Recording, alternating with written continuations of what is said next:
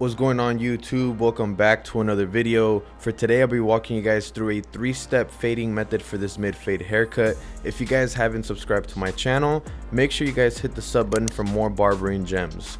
So the first step is going to be to create the first guideline with our trimmer from the temple peak area, and we're going to curve it down back like 1 finger below the occipital bone.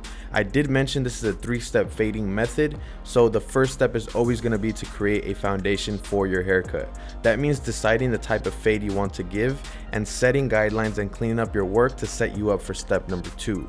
I'm using a trimmer by Gamma called the Absolute Hitter, and I don't modify this machine.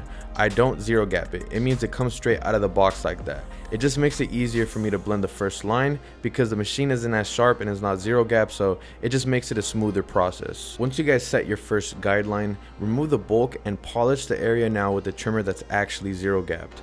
It makes it easier for your shaver on the next step to actually clean up the leftover stubble. So now that everything's cleaned up, using the Bronze Series 9, we're going to shave about 90% of the room and flick out towards the top. Doing this will ensure that the first line will be easy to blend. Now with the lever open, using our Babyliss Gold FX, we're going to set a 1 finger thick guideline that measures a half. Keep your workspace as clean as possible and don't rush your process. Take your time, guys. Consistent guidelines will equal consistent fades. For step number 2 in our fading method, it's going to be to create a guideline and then decide what blending method to do to erase it with. We're going to be doing middle open close on the first step. We first put the lever in the middle and hit the guideline in the middle. Then slowly open the lever little by little until it's in the fully open position so we can hit the full thing. Once we repeat that process back and forth, we can now close the lever and hit the beginning of the line. For the remainder of the whole haircut though, I'll only be doing close to open. I just like staying consistent with my lever methods, and for the next step it's going to be again to create a guideline with our 1 guard lever open, 1 finger thick, and then decide what lever method we're going to do to erase it with. So in the second guideline there's always a 2-step process. We use 2 numbers to blend it out. So we're going to be doing close to open with the 1 guard and close to open with the 0.5 guard. But I'll go into detail exactly how you guys can attack this so you guys can just have a peace of mind when you guys are working through your fading process. So once we're done setting the guideline, hit the beginning of the line, and this is only going to soften our guideline. This is not going to fully blend it out. So what we have to make sure in this step is just to stay very patient and don't rush your process, guys. It can be really easy for you guys to just move on to the next step, but I promise if you guys take your time in this step, it's going to be easier to blend out the line using the 0.5 guard. So once we run through the step of going close to open, let's take a look at our softened guideline. You guys can see the full guideline right there. It's not blended. So what we're gonna do, we're gonna close the lever, hit the beginning, and slowly open it little by little until it's fully open, but we're only hitting about 75% of the guideline. So pay very close attention to how high you guys are moving up in the guideline with your lever.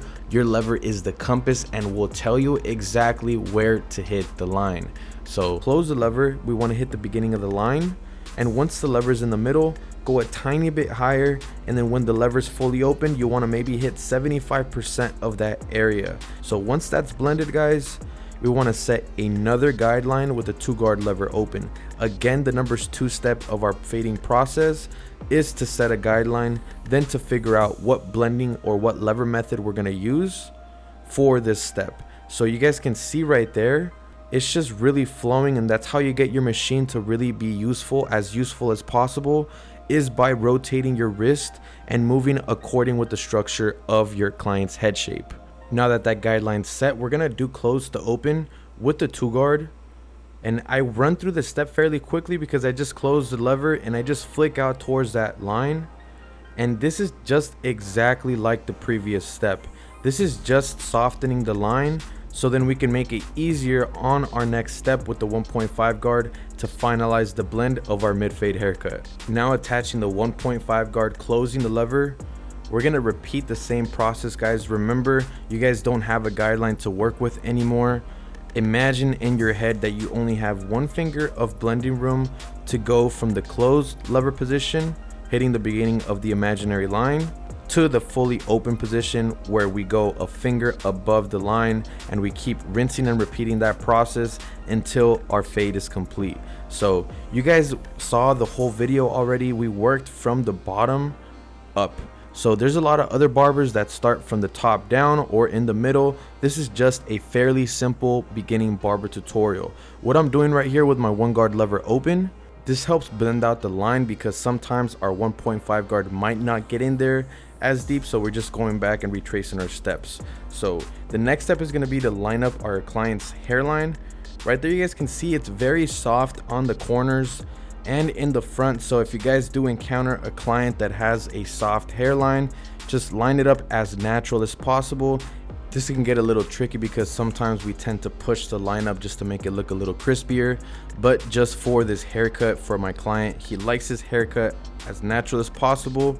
But you know, if you guys want to make your haircut pop, you guys want to give it a little bit more longevity, feel free to apply enhancements. Just make sure that you guys do your work before applying the enhancements.